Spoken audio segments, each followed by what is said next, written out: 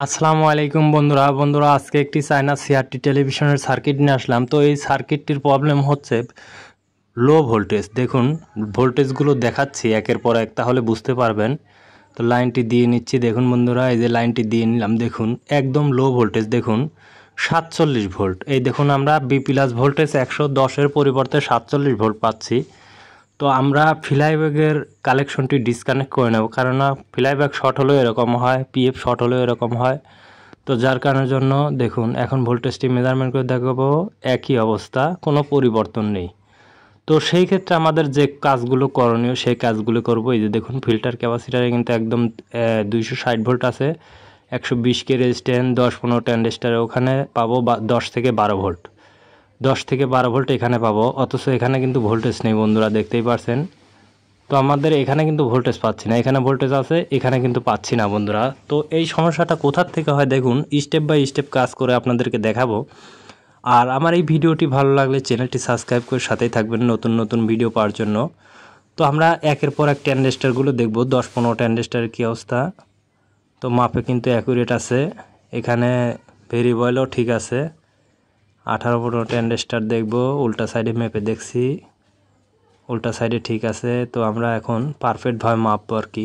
এই সাইডে ঠিক আছে বন্ধুরা, এই সাইডেও দেখব, এই সাইডেও ঠিক আছে, এই সাইডেও ঠিক আছে। তার মানে আমাদের 18-15 ট্রানজিস্টারটিও কিন্তু ঠিক আছে বন্ধুরা। তো এখানে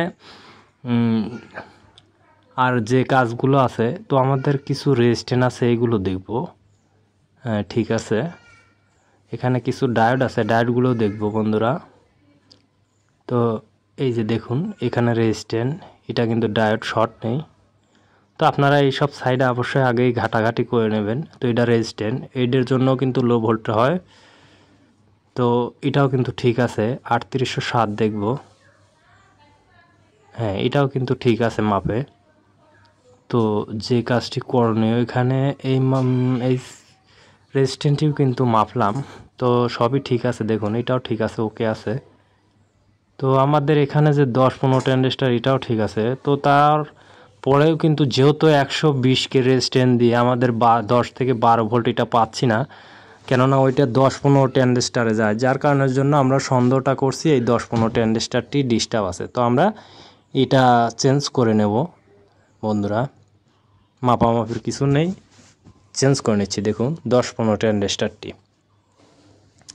তো দেখুন আমরা এখন 10-15 ট্রানজিস্টারটি ঝালাই করে নেব। তো যে যে ফাংশন থেকে সেকশন থেকে এই সমস্যাগুলো হয় সেই সব সেকশনই কিন্তু আমরা দেখছি। তো দেখুন ভালো করে ঝালাইটি করে নেব। তো দেখুন আমাদের ঝালাইটি কিন্তু শেষ।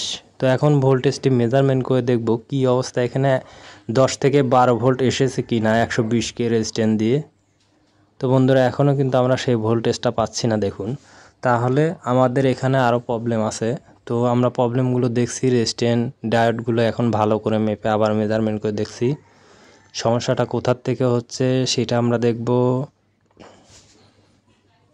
তো দেখুন আমরা কিন্তু স্টেপ বাই স্টেপ কাজ করছি, এখান থেকে এই রেজিস্ট্যান্সটি বারেই মাপছি, তারপরেও কিন্তু মাপটি ঠিকই দেখাচ্ছে। তো যার কারণের জন্য কিন্তু আমরা কিন্তু আর এই সাইডটা দেখতে চাচ্ছি না। তো আমাদের এই সাইডটা যেটা দেখার দরকার সেই সাইডটা আমরা দেখব। তো এখানে এই যে দেখুন 18-15 এই ট্রানজিস্টারটি কিন্তু আমরা চেঞ্জ করে দেব বন্ধুরা। তো দেখুন আমরা কিন্তু 18-15 ট্রানজিস্টারটি দেখুন চেঞ্জ করে নেব। তার আগে কিন্তু একটু মেপে মেজারমেন্ট করে দেখব, তাহলে কিন্তু অরিজিনাল রেজাল্টটি পেয়ে যাব। তো বন্ধুরা দেখুন ঠিক আছে, এটাও ঠিক আছে। তো তারপরেও কিন্তু অনেক সময় মাপে ঠিক দেখায়, কাজে দেখায় না, যার কারণের জন্য কিন্তু আমরা ট্রানজিস্টার এটা চেঞ্জ করে নিচ্ছি। দেখুন বন্ধুরা আমরা এখন সিধা সাইডে মাপবো। তো বন্ধুরা দেখুন ওকে আছে। তো আমি এই 18-15 ট্রানজিস্টারটা কিন্তু আমরা লাগিয়ে নেব। তো 18-15 ট্রানজিস্টারটি লাগানোর পরে তারপরে দেখব রেজাল্ট কি আসে, তাহলে কিন্তু আমরা 100% শিওর হয়ে যাব বন্ধুরা। তো দেখুন বন্ধুরা আমরা কিন্তু 18-15 ট্রানজিস্টারটি ঝালাই করে নিচ্ছি। অবশ্যই মনোযোগ সহকারে কাজটি করবেন এবং কাজটি দেখবেন, তাহলে অনেক কিছু শিখতে পারবেন। তো বন্ধুরা আমাদের ট্রানজিস্টারটি লাগানো শেষ, ভোল্টেজটি মেজারমেন্ট করে দেখব কি অবস্থা। বন্ধুরা একই অবস্থা, কিন্তু কোনো রেজাল্ট আসলো না বন্ধুরা। আমাদের যে সেকশন থেকে হওয়ার কথা এখানে কিন্তু আমরা ভোল্টেজটা পাচ্ছি না। তো এই ভোল্টেজটা ক্লিয়ার না হওয়া পর্যন্ত কিন্তু আমাদের অ্যাকুরেট ভোল্টেজ কিন্তু যাবে না বন্ধুরা। তো যার কারণের জন্য আমাদের এখানে দেখুন 3টা রেজিস্ট্যান্স থাকে, যার কারণের জন্য হাই ভোল্টেজও হয়, লো ভোল্টেজও হয়। বি প্লাস ভোল্টেজ থেকে 3টে রেজিস্ট্যান্স অটোমেটিক দেখুন 18-15 ট্রানজিস্টরে ভেরিয়েবলে এই 3টা রেজিস্ট্যান্স একসাথে থাকে। তো 120কে, 150কে, 170কে এবং কি 130কেও থাকে। তো একটা সেটে এক এক রকম রেজিস্ট্যান্স থাকে। এই যে দেখুন 3টা রেজিস্ট্যান্স আমরা কিন্তু একসঙ্গে কিন্তু খুলে কিন্তু চেঞ্জ করে নেব। চেঞ্জ করার পরে যে রেজাল্টটি পাবো তাহলে আমরা শিওর হয়ে যাব বন্ধুরা। তাছাড়া কিন্তু আমরা বোঝার কোনো পরিবেশ নেই। তো কেননা এই রেজিস্ট্যান্স ফল্ট যদি হয়ে যায় সেক্ষেত্রেও কিন্তু এরকম হয়, যার কারণের জন্য কিন্তু আমরা এইভাবে কাজটি করছি বন্ধুরা। তো অবশ্যই কিন্তু দেখুন আমাদের কাজগুলো করতে গেলে কিন্তু অনেকেই বিভ্রান্তিতে পড়েন। তো সমস্যা কিন্তু লো ভোল্টেজ কিন্তু শুধুমাত্র একটা সমস্যার জন্য হয় না, বিভিন্ন ধরনের সমস্যার জন্য হয়। তো অনেকেই বোঝেন, অনেকেই বোঝেন না, শালা এই ভিডিওটা দেখলাম তাহলে এই কাজটা হলো না কেন। আসলে এরকম ধরনের ভিডিও, অসংখ্য ভিডিও আমার এই ইউটিউব চ্যানেলে দেওয়া আছে।